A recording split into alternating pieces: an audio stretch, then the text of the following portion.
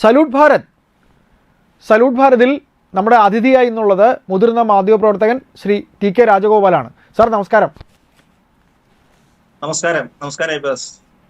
Sir, ഈ പാക് അധീന കാശ്മീരിൽ കഴിഞ്ഞ കുറച്ച് ദിവസങ്ങളായി അതിഭീകരമായ പ്രക്ഷോഭമാണ് നടക്കുന്നത്. അവരിപ്പോൾ പാകിസ്ഥാനിലെ പഞ്ചാബാണല്ലോ, ആ പഞ്ചാബ് പ്രവിശ്യയാണല്ലോ അത്. അപ്പോൾ പഞ്ചാബൊക്കെ വരുന്ന സ്ഥലമല്ലേ സാർ? പാക് അധീന കാശ്മീരൊക്കെ വരുന്നത് അതിനോടൊക്കെ ചേർന്നല്ലേ? ഏതായാലും പാക് അധീന കാശ്മീരിൽ അതിൻ്റെ ഏരിയയാണ് അല്ലേ സാർ? അതെ. അപ്പോൾ ഇങ്ങനെ പാക് അധീന കാശ്മീരിൽ ഈ വിഷയം ഉണ്ടാകുമ്പോൾ അവർ നമ്മുടെ പ്രധാനമന്ത്രിയെയൊക്കെ വളരെയധികം മോദിയെയൊക്കെ പ്രകീർത്തിച്ചുകൊണ്ടൊക്കെ സംസാരിക്കുന്നുണ്ട്. ഇന്ത്യ ആ വിഷയത്തിൽ ഇടപെടുമോ? ഇവരുടെ ഈ പ്രക്ഷോഭത്തിൽ എന്തെങ്കിലും സത്യസന്ധതയുണ്ടോ? സത്യസന്ധ ജീവിക്കാൻ മാർഗമില്ല ഈ പ്രദേശേ.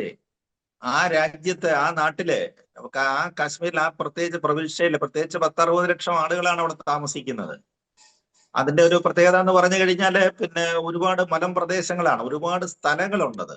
കുന്നും പിന്നെ കുഴിയും ഒക്കെ മരങ്ങളും ഇതൊക്കെയാണ് നിൽക്കുന്ന ഒരുപാട് പ്രദേശങ്ങളാണ്. വലിയ വിസ്തൃതിയുള്ള പ്രദേശമാണ്. ഏതാണ്ട് 60 ലക്ഷമാണ് അവിടുത്തെ ഉദ്ദേശം. ഇപ്പോഴത്തെ പുതിയ കണക്ക് പറയാൻ 60 ലക്ഷം ജനസംഖ്യയാണുള്ളത്. അപ്പൊ അവർക്ക് ജീവിക്കാൻ മാർഗമില്ല. ഇത് പാകിസ്ഥാന്റെ കൺട്രോളിലാണ്. ഭരണാധികാര ചുമതലയൊക്കെ പാകിസ്ഥാന്റെ ഇതിനകത്തിലാണ് വരുന്നത്. ഇവിടുന്നുള്ള റെപ്രസെന്റേറ്റീവ്സ് ഒക്കെ അവിടെ ഇതിലുണ്ട്.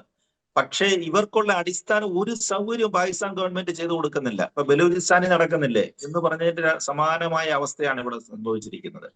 ജനങ്ങൾക്ക് കഴിക്കാൻ ഭക്ഷ്യവസ്തുക്കളില്ല, കുടിവെള്ളത്തിന് വലിയ ക്ഷാമം നേരിടുന്നു, വൈദ്യുതി പ്രശ്നം വരുന്നു. അങ്ങനെ അടിസ്ഥാന സൗകര്യങ്ങൾ ഒന്നുമില്ല. വികസന പദ്ധതികൾ ഈ വഴിയെ പോലും വരുന്നില്ല. ഇതിന്റെ ഈ 7,000ത്തേക്കും വികസന പദ്ധതികൾ വരുന്നില്ല. അങ്ങനെ വരുമ്പോ ആളുകൾ എങ്ങനെ ജീവിക്കും? അങ്ങനെ ഉള്ള സംഭവങ്ങളൊക്കെ വന്ന ശേഷമാണ് രാജ്യത്തെ അരക്ഷിതാവസ്ഥയുണ്ടായി. രാജ്യം ഒരു അവസ്ഥയിലേക്ക് പോയി. അതോടെ തുടർന്നാണ് അവിടുത്തെ ജനങ്ങൾ തെരുവിൽ ഇറങ്ങിയത്. കാരണം ഇത് പാകിസ്ഥാൻ അന്യായമായിട്ട് കൈവശം വെച്ചിരിക്കുകയാണ്. നമ്മുടെ അതിമനോഹരമായ ഭൂപ്രദേശമാണല്ലോ അത്. ആ പ്രദേശം ഇവർ അന്യായമായിട്ട് അന്ന് 47-ലെ വിഭജന സമയത്ത് ഇവർ അന്യായമായിട്ട് കൈവശം വെച്ച സ്ഥലമാണത്. അപ്പൊ ഇത് വിട്ടുതരണം എന്നൊക്കെ പറഞ്ഞ് നമ്മൾ ന്യായമായിട്ട് ഒരുപാട് സ്ഥലങ്ങളിൽ പ്രമേയങ്ങളും ഒക്കെ ചെയ്തിട്ടുണ്ട്. നമ്മൾ നേരിട്ട് ഒരു യുദ്ധത്തിന് പോയിട്ടില്ല എന്നുള്ളതേ ഉള്ളൂ. പക്ഷെ നമ്മൾ അതിർത്തിയോട് ചേർന്ന് കിടക്കുന്നത് കൊണ്ട് ഇവന്മാരെന്ത് ചെയ്യുന്നു? ഈ തീവ്രവാദികളെ എല്ലാം ഓപ്പറേറ്റ് ചെയ്യിക്കും. പാകിസ്ഥാനിൽ പരിശീലനം കൊടുത്തിട്ട് ഈ തീവ്രവാദികളെ റാവൽകോട്ട് എന്നൊക്കെ പറയുന്ന സ്ഥലങ്ങളില് ഒക്കെ കൊണ്ടുവന്ന് തീവ്രവാദി ക്യാമ്പുകൾ സ്ഥാപിച്ചു വെച്ചിരിക്കുകയാണ്. ഉയർന്ന പ്രദേശങ്ങളും മലമ്പ്രദേശങ്ങളും കാടും ഒക്കെ ആയതുകൊണ്ട് സുഖമായിട്ടിരുന്ന് ഓപ്പറേറ്റ് ചെയ്യുക. ഇതാണ് അവരുടെ പരിപാടി. അങ്ങനെയാണ് പാകിസ്ഥാൻ സർക്കാർ ഇതിനെ കൺട്രോൾ ചെയ്യുന്നത്. പക്ഷെ അങ്ങനെ വന്നു കഴിഞ്ഞപ്പോൾ പോലും ജനങ്ങൾക്ക് ജീവിക്കാൻ മാർഗമില്ലെങ്കിൽ എന്ത് ചെയ്യും? ആഹാരത്തിന് വഴകയില്ല വന്നപ്പോ എന്ത് ചെയ്തു? ജനം തെരുവിലിറങ്ങി. ജനം പാകിസ്ഥാൻ സർക്കാരിനെതിരെ തെരുവിലിറങ്ങി. അതാണ് നമ്മൾ കഴിഞ്ഞ ജൂൺ മുതൽ കാണുന്നത്. ജൂൺ ആദ്യമാണ് ഇതിന്റെ കലാപങ്ങൾ അവിടെ ആരംഭിക്കുന്നത്. ജനങ്ങൾ തെരുവിലാണ്. അവര് സർക്കാരിനെതിരെ, നിലവിലുള്ള പാക് സൈനിക ഭരണകൂടത്തിനെതിരെ ശക്തമായ പ്രക്ഷോഭങ്ങൾ, അത് അക്രമത്തിലേക്ക് പോയി. ഒരു ഘട്ടത്തിൽ ഇത് അക്രമത്തിലേക്ക് പോയി. അന്നത്തെ വെടിവെപ്പില് ഏറ്റുമുട്ടലായിട്ട് 10 പേരോ 12 പേരോ മരിച്ചതായിട്ടാണ് റിപ്പോർട്ട് വന്നിരിക്കുന്നത്. ഇപ്പോഴും പ്രശ്നമാണ്. അപ്പൊ അങ്ങനെ വന്നു കഴിഞ്ഞപ്പോ ഇപ്പൊ നിലവിളിയാണ് അവിടുന്ന്. ഇപ്പൊ അവിടെ നിന്നുണ്ട് നിലവിളി എന്ന് പറഞ്ഞു കഴിഞ്ഞാല് ആ POKയിൽ കിടക്കുന്ന ആളുകള്, അവിടെ കിടക്കുന്ന ആളുകൾ അവരുടെ മുദ്രാവാക്യമാണ് ശ്രദ്ധിക്കേണ്ടത്. അവര് പറയുക, പ്രധാനമന്ത്രി നരേന്ദ്രമോദി, ഇന്ത്യൻ പ്രധാനമന്ത്രി നരേന്ദ്രമോദിയാണ് ഞങ്ങളുടെ ഏക ദൈവമാണ്. ഞാൻ അങ്ങേ ദൈവത്തെ പോലെ കാണുന്നു. അതുകൊണ്ട് ഞങ്ങളെ രക്ഷിക്കൂ, അതിർത്തി തുറന്നു തരൂ. അതായത് അവിടുന്ന് ഇന്ത്യയിലേക്കുള്ള അതിർത്തി തുറന്നു തരൂ, ഞങ്ങൾ എല്ലാവരും ഇങ്ങോട്ട് ഓടി കയറിക്കോട്ടെ എന്ന്. നോക്കുക, ഒരവസ്ഥ നോക്കി. ആ ഒരവസ്ഥയിലേക്ക് എത്തി. നമ്മളിപ്പോ എന്താണ്, നമ്മുടെ രാജ്യത്തെ സംബന്ധിച്ചിടത്തോളം നമുക്ക് ഒരുപാട് പ്രശ്നങ്ങളുണ്ട്. ഇവരുടെ തലവേദന, ഈ ബോർഡറിൽ ഇവരുണ്ടാക്കുന്ന തലവേദനകൾ ഒരുപാട് പ്രശ്നങ്ങളുണ്ട്. പ്രത്യേകിച്ച് ബംഗ്ലാദേശിൽ നിന്നുണ്ടാകുന്ന തർക്കങ്ങളെല്ലാം നമ്മൾ പറഞ്ഞില്ലേ, ഒരു കഷ്ടച്ച് പരിഹരിച്ചുകൊണ്ടിരിക്കുകയാണ്. പശ്ചിമ ബംഗാളിലെ ഭരണം പിടിച്ചെടുത്ത ശേഷം അവിടെ ഉണ്ടായിരുന്ന ബംഗ്ലാദേശി തീവ്രവാദികളെയും അതേപോലെ തന്നെ റോഹിംഗ്യൻ അഭയാർത്ഥികളെ അടക്കമുള്ള എല്ലാത്തിനെയും നമ്മൾ ഇവിടുന്ന് ഒരു കണക്കിന് തല്ലിയിറക്കി പുറത്തേക്ക് വിടുകയാണ്, അല്ലേ? അവരുടെ നാടുകളിലേക്ക് തിരിച്ചോടിക്കുകയാണ്. ഇന്ത്യൻ പൗരത്വം ഇല്ലാതെ ഇവിടെ കിടന്ന് എല്ലാ അനാവശ്യ പ്രവർത്തനങ്ങളും അക്രമങ്ങളും സംഭവങ്ങളും കാണിച്ചവരാണല്ലോ പശ്ചിമ ബംഗാളില്. 15 കൊല്ലം തകർത്ത് കൂട്ടിയവരെ നമ്മൾ ഒരു കണക്കിന് അതിർത്തി കടത്തി വിടുകയാണ്. കടത്തി വിടുമ്പോഴാണ് ഇപ്പുറത്തെ സൈഡിൽ നിന്ന് വീണ്ടും ഈ വിലാപങ്ങൾ കേൾക്കുന്നു. ഞങ്ങൾ ഇന്ത്യയിലേക്ക് വന്നോട്ടെ, ഞങ്ങൾക്ക് ഇവിടെ ജീവിക്കാൻ മാർഗമില്ലെന്ന്. നമ്മൾ എന്ത് വിശ്വസിക്കും? അവർ പറയുന്നത് എന്താണെന്നറിയാമോ? ഞങ്ങളെല്ലാം കാശ്മീരികളാണ് സാർ, ഞങ്ങളെല്ലാം പഴയ കാശ്മീരികളാണ്.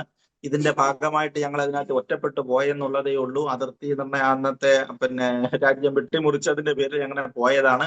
ഞങ്ങൾ ഭാരതത്തോടാണ് കൂറുള്ളത്, ഇന്ത്യ മഹാരാജ്യത്തിന്റെ ഭാഗമാണ്, ഞങ്ങളെ തിരിച്ചു വിളിക്കൂ, ഞങ്ങൾ അപ്പൂപ്പന്മാരൊക്കെ കാശ്മീരിൽ കിടക്കുന്നവരാണെന്നൊക്കെ പറയുകയാണ്. പക്ഷെ ഇവരെ ഒന്നും വിശ്വസിക്കാനൊക്കത്തില്ല. 1% പോലും വിശ്വസിക്കാനൊക്കാവുന്ന ഒരു സമൂഹമല്ല ഇത്. കാരണം അങ്ങനത്തെ ഒരാളുകളാണ്. അതിന്റെ ഒരു ഡെമോഗ്രഫി അങ്ങനെയാണ്. ആ രാജ്യത്തിന്റെ ഡെമോഗ്രഫി എന്ന് പറയുന്ന ആ സ്ഥലത്തിന്റെ ഡെമോഗ്രഫി എന്ന് പറയുന്നത് അങ്ങനെ തന്നെയാണ്. അതുകൊണ്ട് വിശ്വസിക്കരുത് ഇവരെയൊന്നും. ഇവരുടെ പറഞ്ഞില്ലേ, ഇതിനെ നമ്മൾ പരിഹരിക്കുന്നതിനായിട്ട് ഒരുപാട് കാര്യങ്ങൾ ചെയ്തിരുന്നതാണ്. ഒരുപാട് കാര്യങ്ങൾ നമ്മളിപ്പോ കാശ്മീരിനെ തന്നെ എപ്പോഴാണ് ഇപ്പോൾ നമ്മൾ ശുദ്ധീകരിച്ചെടുത്തത്? കാശ്മീരിലെ ലാൽ ചൗക്കിൽ ഇന്ത്യൻ പതാക പോലും ഉയർത്താൻ വയ്യാതെ 370 എന്ന് പറയുന്ന ഭരണഘടനാ സ്വാതന്ത്ര്യത്തിന്റെ ബലത്തിൽ ഇവർ എന്തെല്ലാമാ കാണിച്ചുകൊണ്ടിരുന്നത് അല്ലേ? അവിടുത്തെ മനോഹരങ്ങളായ സ്ഥലങ്ങൾ മുഴുവൻ കയ്യേറി. അതേപോലെ തന്നെ ഭരണത്തിനകത്തിലും പറഞ്ഞില്ലേ, ഭരിച്ച ഇന്ത്യയിലെ കക്ഷികളൊക്കെയാണ് ഭരിച്ചതെങ്കിൽ പോലും 370ന്റെ പിൻബലം പിടിച്ചിട്ട് എന്തെല്ലാം ആനുകൂല്യങ്ങളാണ് ഈ പറയുന്ന സ്വർഗഭൂമിയിൽ ജീവിച്ചിരുന്ന ആളുകൾ അനുഭവിച്ചുകൊണ്ടിരുന്നത് അല്ലേ? അവിടെ നിന്ന് അതെല്ലാം മാറ്റി ലാൽ ചൗക്കിലെ സ്വാതന്ത്ര്യ ദിനത്തിൽ ഇന്ത്യൻ പതാക ഉയർത്തിയത് എത്ര ഇപ്പോഴല്ലേ? ഈ അടുത്ത സമയത്തല്ലേ ഇന്ത്യ നമുക്കൊരു പതാക തന്നെ ഉയർത്താൻ പറ്റും. ഇന്ത്യൻ പതാക ഉയർത്താൻ പറ്റത്തില്ല. പാകിസ്ഥാൻ പതാകയാണ് കാശ്മീരിൽ ഉയർത്തിക്കൊണ്ടിരുന്നത്. ആലോചിച്ച് നോക്കുക. നമ്മുടെ സൈനിക വാഹനങ്ങൾക്ക് നേരെ കല്ലെറിയുക, പട്ടാളത്തിന് നേരെ വെടിവെപ്പ് നടത്തുക, ഇത്തരത്തിലുള്ള അവിടുത്തെ പുതിയ തലമുറ വരെ അങ്ങനെയായിരുന്നു. അതിനെയെല്ലാം നരേന്ദ്രമോദിയാണ് ഇപ്പൊ മാറ്റിയെടുത്തിരിക്കുന്നത്. മാറ്റിയെടുത്തിട്ട് അതിനെ ആ പഴയ കാശ്മീരിന്റെ പഴയ സൗന്ദര്യ ഇതിലേക്ക് തിരിച്ചു വന്നതാണ്. പക്ഷെ അപ്പോഴും പഹൽഗാമിൽ എന്താ അവർ കാണിച്ചത് അല്ലേ?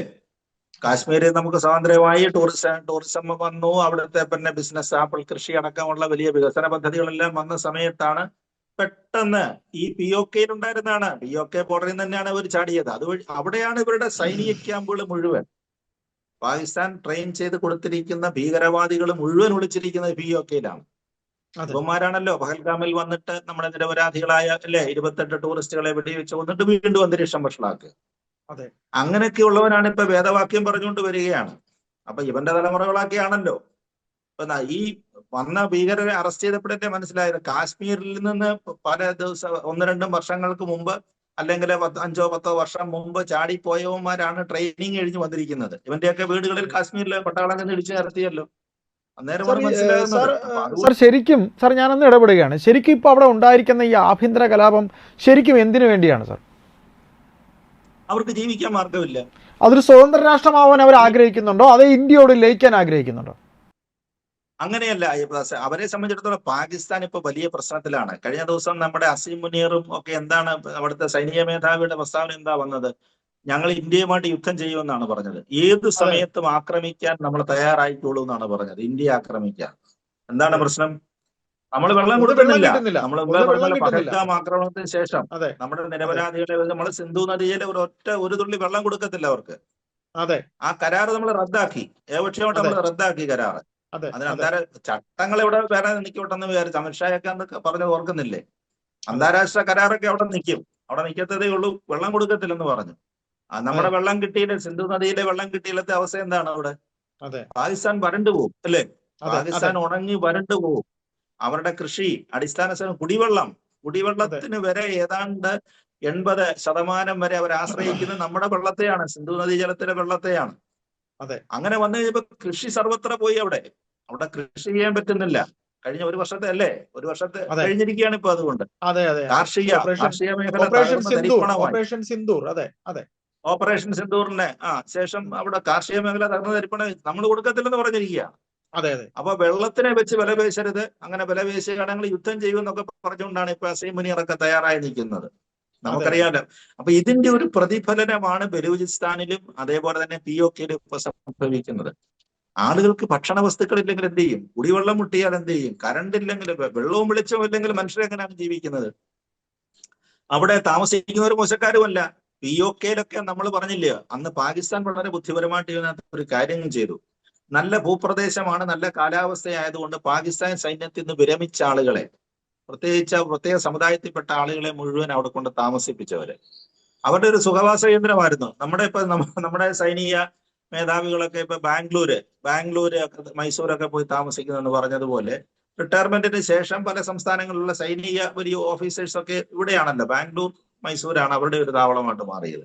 എന്ന് പറഞ്ഞതുപോലെ പാകിസ്ഥാൻ സൈനിക മേധാവികളുടെയും അവിടുത്തെ പ്രധാനപ്പെട്ട ഉദ്യോഗസ്ഥരുടെയും എല്ലാം കൊണ്ടുവന്ന് വിന്യസിച്ച ഒരു സ്ഥലമായിട്ട് POK അങ്ങ് മാറി.